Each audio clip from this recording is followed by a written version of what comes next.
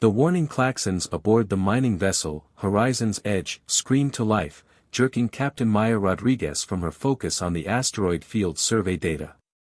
Her dark eyes snapped to the holographic display as it highlighted an anomaly drifting between the rocks, something that definitely wasn't supposed to be there.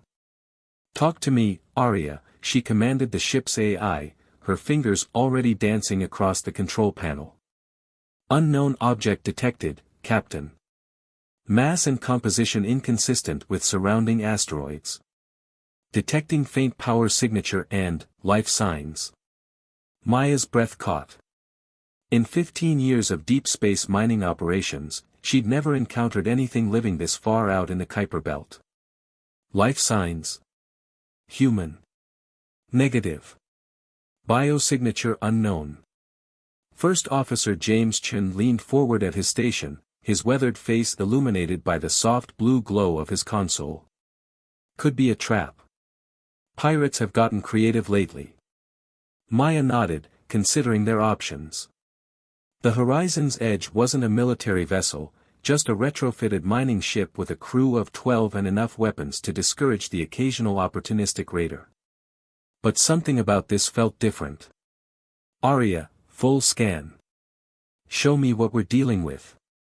The holographic display shimmered and expanded, revealing a detailed image of what appeared to be a small craft, if you could call it that. The object was organic in design, all curved lines and iridescent surfaces that seemed to pulse with a dying inner light. "Life signs are critical and failing," Aria reported. "Estimate no more than 2 hours of life support remaining." Maya felt the weight of command settle on her shoulders. Corporate protocol was clear, unknown contacts were to be reported and avoided. But there was an older law out here in the void, one that preceded humanity's expansion into space: you never turned your back on a distress signal. "Prep the medical bay," she ordered, rising from her chair. "James, you have the bridge. I'm leading the recovery team myself." 20 minutes later, Maya stood in the airlock chamber with her rescue team, Kai Patel, their medical officer, and Marcus Webb, head of security.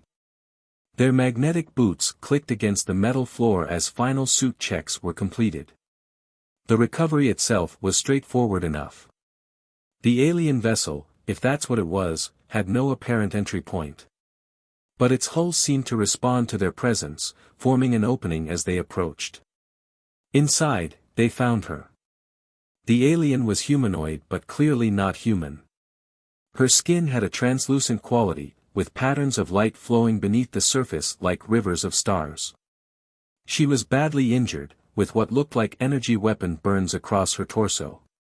Her eyes, when they flickered open, were completely silver, with no pupils or iris. "By all that's holy," Kai whispered, medical scanner whirring. "She's unlike anything I've ever seen. But these injuries, someone did this deliberately." Maya knelt beside the alien, noting how she seemed to be bound by some kind of energy restraints that were slowly killing her. "Can we move her?" "We have to," Kai replied. "Her core temperature is dropping. Whatever she is, she's dying." The alien's silver eyes fixed on Maya, and suddenly there was a presence in her mind, not words exactly, but feelings, images. Fear. Pain. Gratitude. And a warning. "They're coming," Maya whispered, understanding without knowing how. "She's being hunted." Marcus tightened his grip on his pulse rifle. "Captain, if someone's hunting her, then we better move fast," Maya finished. "Kai, stabilize her for transport. Marcus, set charges on this vessel. Whatever's pursuing her, we don't want them tracking it to us." As they carefully transferred the alien to their ship, Maya couldn't shake the feeling that this rescue would change everything. Humanity had long wondered if they were alone in the universe. Now they had their answer, but it came with a price. They were about to be drawn into a conflict they barely understood. Back aboard the Horizon's Edge, as Kai worked to save their mysterious guest's life, Maya stood at the bridge viewport, watching the alien vessel disappear in a controlled detonation. The lights from the explosion danced across her face as she made a decision that would alter the course of human history. Arya, plot a course for the Europa outpost. And then crypt all logs of this encounter. Whatever our guest is running from, we're not going to let them find her. The Horizon's Edge's engines hummed to life, pushing them deeper into the solar system. Behind them, in the darkness of space, something stirred, multiple vessels emerging from stealth, their hulls black as the void itself, drawn to the echo of the explosion like predators to blood in the water. The hunt had begun. The medical bay of the Horizon's Edge hummed with activity as Kai worked tirelessly over their alien guest. 3 days had passed since the rescue, and the mysterious visitor had yet to regain full consciousness. The energy restraints they'd found her in had left deep trauma in her biological systems, trauma that their medical technology barely understood, let alone knew how to treat. Maya stood at the observation window, watching as patterns of light beneath the alien's skin pulsed weakly. Each pulse seemed weaker than the last, despite Kai's best efforts. The ship's doctor had dark circles under his eyes, evidence of the endless hours he'd spent trying to save their patient. "Captain," Arya's voice interrupted Maya's thoughts. "First Officer Chen requests your presence on the bridge immediately." Maya found James at his station, his expression grim. "What is it?" 3 vessels just dropped out of FTL at the edge of our sensor range. Their configurations matched the ships we've been detecting shadowing us for the past 2 days. He pulled up the sensor data. They're not even trying to hide anymore. Maya studied the readings. The pursuing vessels were elegant and lethal, their design suggesting technological capabilities far beyond anything humanity possessed. Time to intercept. At their current speed? 4 hours. A soft sound from behind made them both turn. Their alien guest stood in the doorway, supported by Kai. Her silver eyes were clear now, focused. The patterns of light beneath her skin had stabilized into a steady, soft glow. She insisted on coming to the bridge, Kai explained. Seemed pretty adamant about it. The alien stepped forward, her movements graceful despite her obvious weakness. She raised her hand, and suddenly the bridge's holographic displays flickered and changed, showing new information, star charts Maya didn't recognize, and text in a flowing script that hurt her eyes to look at. "Hunters," the alien spoke, her voice carrying an otherworldly harmony. "They will not stop. You can speak our language now?" Maya asked, surprised. "Your doctor's treatments helped me adapt. I am Nyara." She touched the star charts. "My people were peaceful once. Scientists. Explorers. Until the ascendancy came." Images filled the holographic display, vast ships darkening skies, cities burning, people like Nyara being rounded up and imprisoned. "They believe we are too dangerous to be free.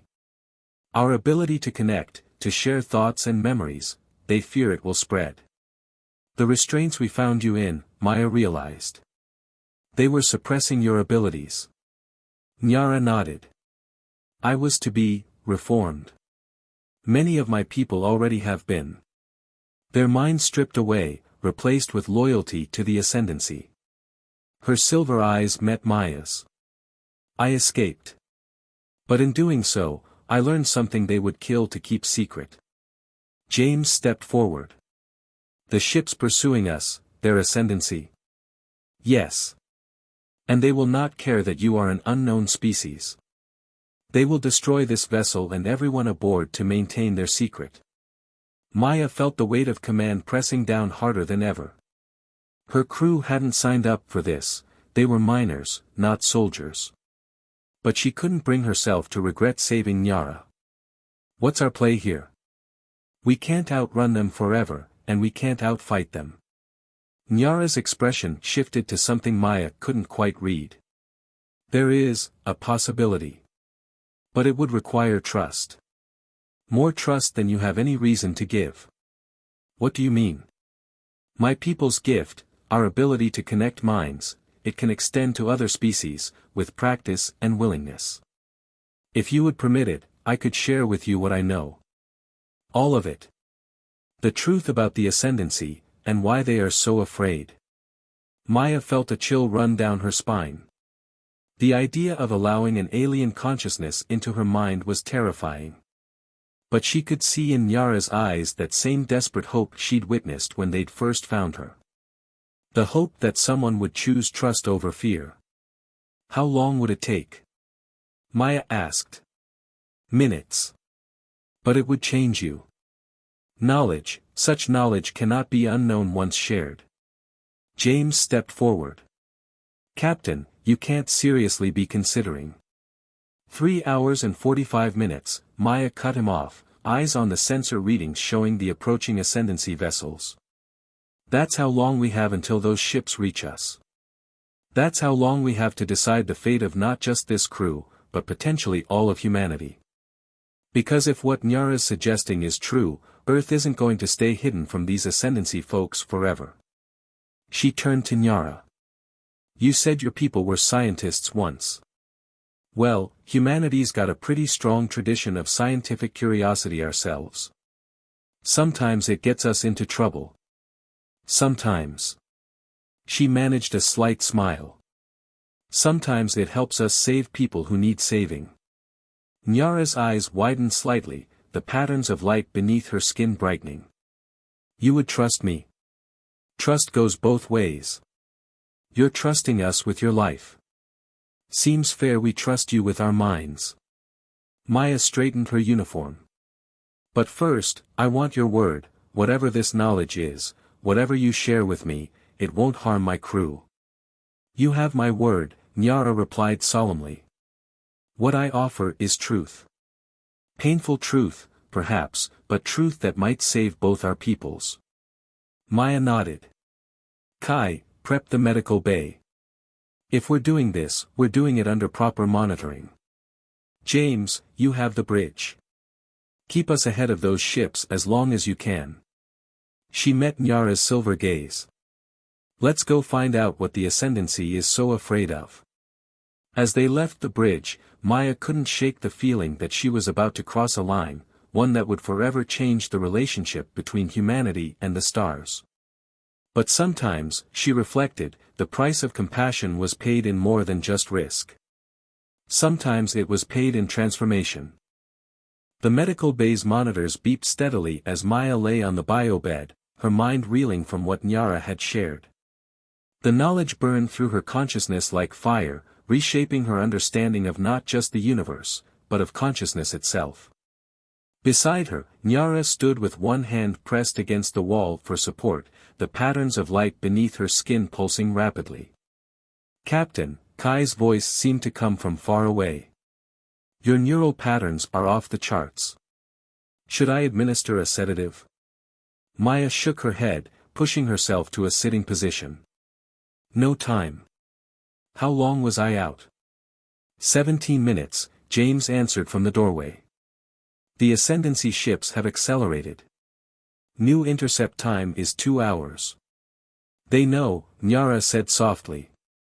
They sense that the knowledge has been shared. Maya stood, her legs shaky but strengthening with each step. The information Nyara had given her was still settling into place, but one thing was crystal clear, the ascendancy's fear made terrible sense. Aria, ship-wide broadcast. Channel open, Captain. Maya took a deep breath. This is your captain speaking. By now you all know we're being pursued by vessels of an advanced alien civilization called the Ascendancy. What you don't know is why. She paused, organizing the vast new knowledge in her mind. Our guest, Nyara, has shared with me the truth about her people, and about the Ascendancy itself. The Ascendancy isn't just afraid of Nyara's species, they're afraid of what her people discovered. She began to pace, finding her rhythm. Consciousness isn't just awareness. It's not just thought or memory or emotion. It's energy, pure, manipulatable energy. Nyara's people discovered that consciousness could be shared, enhanced, even evolved. But the Ascendancy. She clenched her fists. The Ascendancy discovered something else. They found a way to harvest consciousness itself, to use it as a power source. Their entire empire runs on stolen minds. The silence that followed was deafening. Finally, James spoke. The reformed ones Nyara mentioned, the ones stripped of their minds. Batteries, Maya confirmed grimly. Living batteries. And now that they know we've had contact with Nyara's people, they'll never let us go. They can't risk the knowledge spreading. Then we fight, Marcus said from his security station. Better to go down swinging than end up as batteries. But Maya smiled, a plan forming in her mind, a plan that would have been impossible before Nyara shared her knowledge. No. We're going to do something much worse. We're going to expose them. She turned to Nyara. Your people's gift, the ability to share consciousness, it can work through technology, can't it? That's why they keep you restrained. Nyara's silver eyes widened. Yes, but...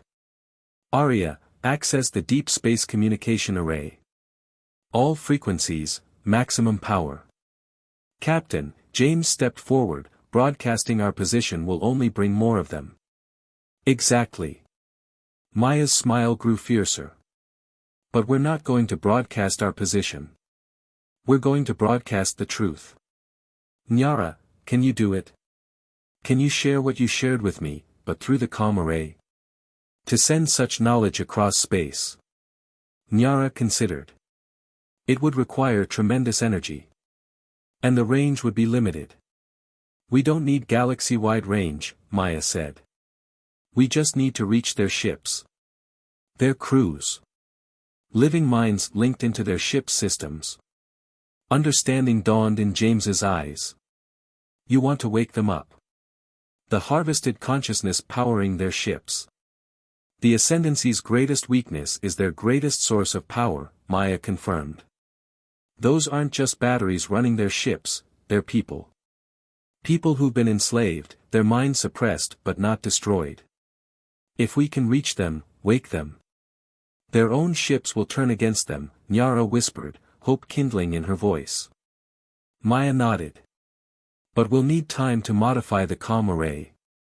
Time we don't have unless we give them a target they can't ignore, Marcus finished. He patted his pulse rifle. Security team to the weapon stations. We'll give them something to think about. The next hour was a blur of activity. While Marcus and his team engaged in a deadly dance with the pursuing ships, engineering crews worked frantically to modify the communication array according to Nyara's specifications. The horizon's edge shuddered under enemy fire, its shields weakening with each hit. Array modifications complete, Arya announced. But power levels are insufficient for broadcast at the required strength. Maya looked at Nyara. You said your people's gift requires tremendous energy. Would the power be enough if you had help? Nyara's expression turned grave. You've only just learned to access these abilities. To channel such power could be dangerous. Fatal, even. Better dead than batteries, Maya quoted Marcus with a grim smile. Besides, your people were scientists, experimenters. Time for humanity to contribute to the research. She turned to her crew. I can't order any of you to risk your minds in this. Good thing you don't have to, Kai said, stepping forward. Others followed, James, Marcus, engineers and miners who'd signed up for a simple job and found themselves on the front lines of an interstellar conflict. Nyara looked at them all, tears of liquid light trailing down her cheeks. Your courage, it reminds me of what my people once were. What we can be again. The horizon's edge rocked with another hit. Shields at 12%, Arya warned. Maya took her position by the modified comm array, her crew gathering around her. Well then, she said, reaching for Nyara's hand, feeling the first tendrils of shared consciousness beginning to flow. Let's remind the Ascendancy why they were so afraid in the first place. As consciousness merged and power built, as the truth of stolen minds and harvested souls prepared to burst across the void, Maya felt something she hadn't expected, not fear, not determination, but joy. Joy in the pure human act of defiance, of choosing to light a candle rather than curse the darkness. The Ascendancy had built their empire on stolen minds. They were about to learn what those minds could do when set free. The universe changed in a burst of light. As Maya joined her consciousness with Nyara and her crew, the boundaries between minds dissolved like mist in morning sun. Every thought became a shared symphony, every memory a collective tapestry. Through the modified calm array, their combined consciousness reached out across the void, carrying with it a truth that could no longer be contained. The Ascendancy ship struck first, their weapons cutting through the horizon's edge's failing shields. Warning klaxons blared as hull breaches opened on 3 decks. But they were too late. The broadcast had begun. Through Nyara's gift, enhanced by human determination and powered by their combined will, the truth of the Ascendancy's crimes rippled outward. Maya felt the moment their message reached the pursuing ships, felt the shock of recognition as suppressed minds began to stir, to remember, to wake. Energy spike detected in pursuing vessels, Arya reported, her voice seeming to come from both everywhere and nowhere in Maya's altered state of consciousness. Their power systems are becoming unstable. Through their shared awareness, Maya witnessed the awakening. Thousands of minds, enslaved and transformed into living batteries, suddenly remembered who and what they were. The careful balance of stolen consciousness that powered the Ascendancy's ships began to fracture as those minds turned from docile power sources to rebellious prisoners. The first Ascendancy ship lost power completely, its lights flickering out as its newly awakened power source rejected its chains. The second ship began to move erratically, its systems fighting against themselves as the consciousness powering it warred for control. The third ship exploded. The blast rocked the horizon's edge, nearly breaking the delicate mental connection maintaining their broadcast. Maya felt Nyara's consciousness steadying them all, keeping them focused despite the chaos. Hull breach on Deck 5. James's voice cut through their shared awareness. We're venting atmosphere. Emergency containment fields holding, Arya confirmed. But structural integrity is failing. We cannot maintain this broadcast much longer.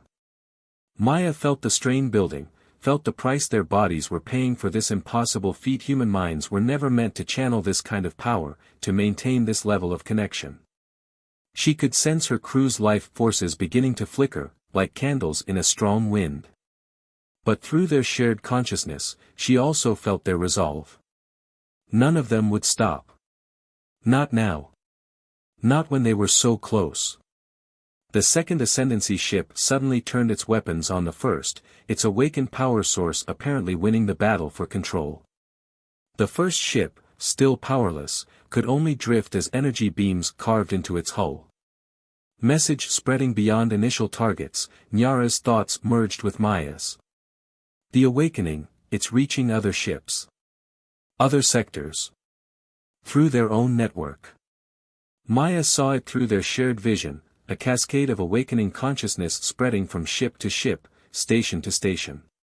The Ascendancy's greatest weapon becoming their greatest vulnerability. Every enslaved mind they'd harvested was now remembering, awakening, rebelling. The strain became unbearable. Blood vessels burst in Maya's nose, in the noses of her crew. Warning signals flashed across Arya's medical monitors. Captain, Kai's thoughts reached her, thick with concern. We need to stop. The human body wasn't built for this. We're dying. He was right. Maya could feel it, the way their mortal forms were burning out under the pressure of channeling such power. But she could also feel something else, victory within reach. Through their shared consciousness, Nyara showed them one last vision, her people's homeworld, its silver spires reaching toward twin suns. My people had a saying, her thoughts whispered through their minds. The price of freedom is never too high, but it must be paid in full. Maya made her decision. Arya, divert all remaining power to the comm array and life support. Everything else is secondary. Calculating survival probability, the AI responded. At current power consumption and biological strain, estimated survival rate for crew is less than 20%. Maya felt her crew's response through their shared consciousness, not fear, not hesitation, but acceptance. Pride. Purpose. The Ascendancy built their empire by stealing the minds of others, Maya thought to them all. Let's show them what those minds can do when they choose to act together. They pushed harder, channeling more power, reaching further. The horizon's edge groaned around them, systems failing as every scrap of energy was diverted to their task. But through the pain, through the strain, through the feeling of their very souls being stretched to breaking, they held on. The awakening spread like fire through the Ascendancy's network. Ship after ship went dark or turned against their masters. The careful hierarchy of stolen power that had maintained their empire for centuries crumbled in minutes. Just before Maya lost consciousness, before the human mind's limitations finally overcame even her iron will, she felt one last thing through their shared awareness: joy. Not her own, not her crew's, but the joy of countless minds breaking free, remembering who they were, reclaiming their stolen existence. The universe changed not with a bang, but with an awakening. When Maya opened her eyes again, hours later in the medical bay, the first thing she saw was stars through the viewport. Not the cold, distant stars she'd known all her life, but stars alive with possibility. Stars that would never again be darkened by the shadow of the Ascendancy. Nyara stood beside her bed, the patterns of light beneath her skin now bright and steady. Your crew, she said softly. Most survived. Those who did, they are changed. As you are changed. Maya tried to sit up, felt the lingering connection to minds that were no longer actively linked but would never be truly separate again. The Ascendancy. Falling. Their power source has rejected them. World after world, ship after ship, all awakening. All remembering. Nyara's silver eyes shimmered with emotion. You and your crew, you have done what my people could not. You chose to risk everything to set others free. Maya managed a weak smile. Well, humanity's got a bit of a rebellious streak. Never did like bullies. She looked out at the stars again. So what happens now? Now. Nyara's expression held both hope and wonder. Now we rebuild. Together. Your people and mine, and all those who have awakened.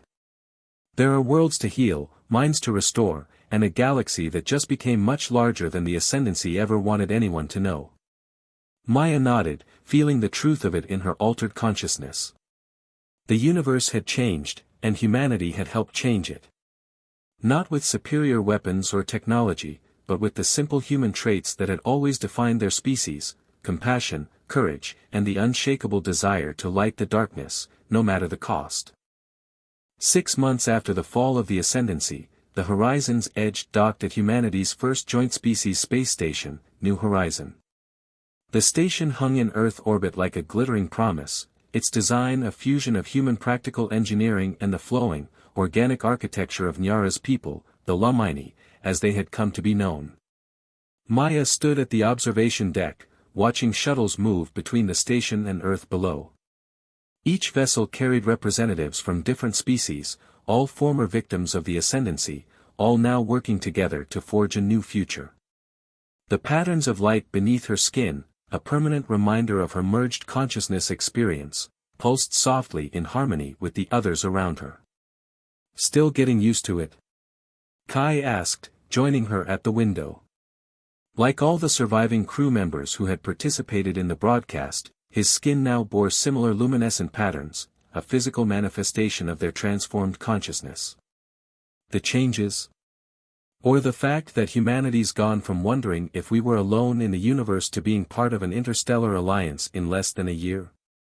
Kai smiled. Both, I suppose. The medical bay doors slid open, and James entered with Nyara and another Lamini, this one bearing the distinctive golden patterns of their scientific caste. They had been working together for months, studying the changes in the human crew and helping other awakened species adjust to their restored consciousness. The latest results are fascinating, the Lumini scientist, Varen, said as they approached. The merger of consciousness has created something entirely new. Your human capacity for adaptation, combined with our natural abilities. He gestured to the patterns visible on their skin. You are neither fully human nor Lumini, but something unprecedented. Maya nodded, having felt the truth of this in the months since their transformation. The crew of the Horizon's Edge had become living bridges between species, their transformed minds able to facilitate understanding in ways pure technology never could. It wasn't always easy, the weight of carrying multiple consciousness patterns could be overwhelming, but it was necessary. The assembly is ready, Nyara announced, her silver eyes bright with anticipation. They await your testimony. Maya took a deep breath. Today, representatives from over 30 species would meet to formalize their alliance. Former victims of the ascendancy, coming together not in fear or revenge, but in hope of building something new. And humanity, thanks to the actions of one mining vessel's crew, had been invited to join as founding members. How many of the harvested have been restored? Maya asked as they made their way to the assembly chamber. 60%, James replied, consulting his data pad. The process is slower than we'd like, but each awakened mind helps awaken others. The Ascendancy's former empire is transforming into something they never imagined, a network of free, connected consciousness. And the Ascendancy themselves? Those who survived have been contained, Nyara said softly. Some have shown remorse, begun to understand the magnitude of their crimes. Others. She shook her head. They will have time to contemplate their choices in isolation. The assembly chamber doors opened, revealing a vast circular room filled with representatives from across the galaxy. Some appeared nearly human, others were wildly different, crystalline beings, energy forms, living clouds of conscious particles. All had been victims of the ascendancy. All had awakened. As Maya took her place at the speaker's podium, she felt the familiar brush of countless minds against her consciousness, not invasive, but welcoming. The transformed crew of the Horizon's Edge had become symbols of what was possible when different species chose to trust, to connect, to grow together. 6 months ago, she began, her voice carrying across the chamber, humanity thought we were alone in the universe.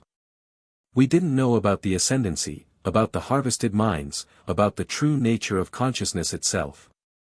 She smiled, the patterns beneath her skin brightening. We didn't know a lot of things.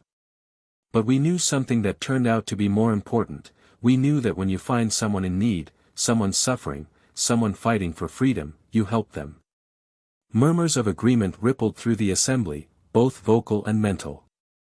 The ascendancy believed consciousness was a resource to be harvested and controlled. They were wrong. Consciousness is a gift to be shared, a bridge to be built, a light to be passed from one mind to another until the darkness has nowhere left to hide. Maya gestured to her transformed crew, to Nyara, to all the assembled representatives. Look at what we've achieved in just 6 months. Former enemies working together. Lost minds restored. New technologies developed through the merger of different species' knowledge and abilities. This station itself stands as proof that we are stronger together than we ever were apart. She placed her hands on the podium, letting her transformed consciousness reach out to touch all those assembled. The ascendancy's greatest fear was that consciousness would spread, would evolve, would change. They were right to be afraid. Because consciousness, once awakened, once shared, once transformed, cannot be contained. It can only grow, only expand, only reach for something higher. Today we formalize our alliance, but we're doing more than that. We're declaring that the age of harvested minds is over. We're proclaiming that consciousness, in all its wonderful, infinite varieties, is not a resource to be stolen, but a gift to be cherished. We're promising that never again will any species face the darkness alone. The assembly erupted in applause, both physical and mental. Maya felt the approval, the hope, the determination flowing through the transformed consciousness she now shared.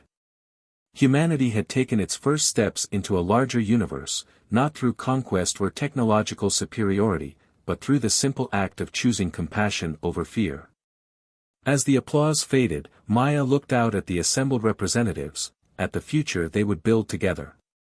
The patterns of light beneath her skin pulsed in harmony with thousands of others, a visible reminder that in the end, the Ascendancy's greatest fear had become the galaxy's greatest hope, consciousness, unbound and transformed, reaching ever upward toward the light.